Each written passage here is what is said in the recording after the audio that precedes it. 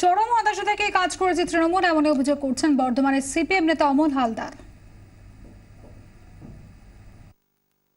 সবার পর যখন গোছাগুছি করছে পোলিং পার্টি, তারা ওখানে বসেছিলেন সবাই বুথ আগলে। কিছুক্ষণের মধ্যেই খুব পরিকল্পিতভাবে ব্যালট পেপার ইভিএম চলে যাওয়ার পর ব্যাপক বোমানি আক্রমণ করে। বোমানি আক্রমণ করার পর খুব পরিকল্পিতভাবে তখন অনেকেই ছুটে পালায় বোমের শব্দে। এই দুজনকে ধরে ফেলে এবং তৃণমূলের দুষ্কৃতিকারীরা জাস্ট বুথ থেকে কিছুটা দূরে যেয়ে নির্মমভাবে তাদেরকে আঘাত চালায়।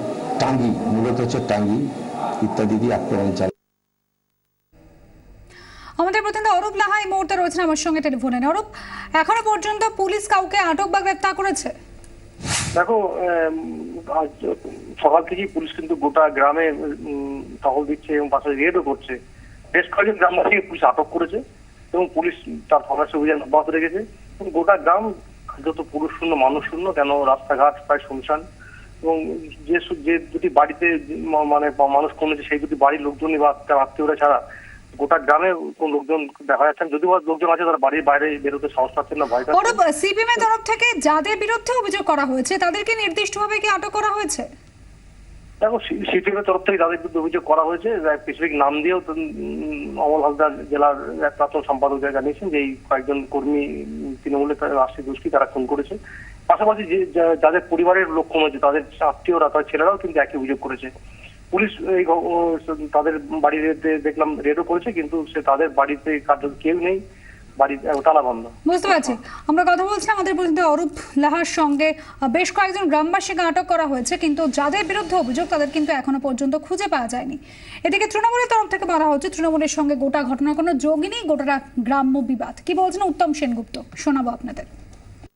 যে এই ঘটনার সঙ্গে রাজনীতির কোনো সংযোগ নেই।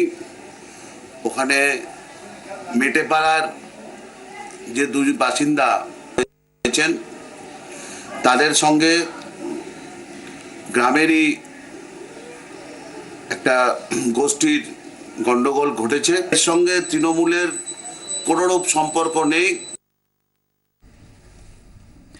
3 দিনে তাদের 4 জন কর্মীকে খুন করা হয়েছে, টুইটে দাবি করলেন সূর্যকান্ত মিশ্র। নূর ইসলাম মিস্ত্রি এবং তহিদুল ইসলামের পর এবার খণ্ডঘোষের শেখ ফজল হক এবং দুঃখিরাম ডাল দুজনকে তৃণমূল খুন করেছে বলে অভিযোগ সূর্যকান্ত মিশ্রের। অভিযোগ ক্রমশই জমি হারানো হতাশা থেকে তৃণমূল ঘটনা ঘটাচ্ছে। হারার ভয় ক্রমশই চেপে বসছে তৃণমূলের কাঁধে। তৃণমূলকে বাংলা ছাড়া করার ডাক সিপিএম এর রাজ্য সম্পাদকের।